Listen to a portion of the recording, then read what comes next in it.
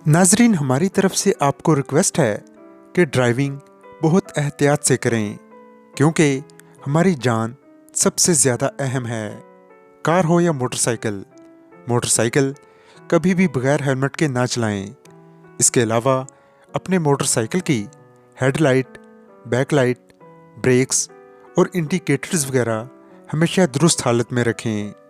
इसके अलावा दाएं और बाएं शीशे लगा कर रखें, ताकि पीछे से आने वाले ट्रैफिक का पता चल सके।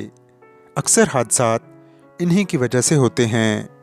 अब मोटरसाइकिल की हेडलाइट या बैकलाइट ठीक नहीं होगी तो कोई गाड़ी या ट्रक वगैरह मोटरसाइकिल से टकरा सकता है और जानी या माली नुकसान हो सकता है।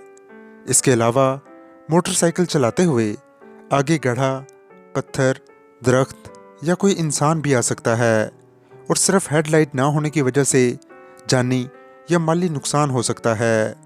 इसके अलावा बाज़ कारों की एक हेडलाइट चल रही होती है और एक ख़राब होती है, तो दूर से वो मोटरसाइकिल लगती है, तो ऐसे ही हादसात हो जाते हैं।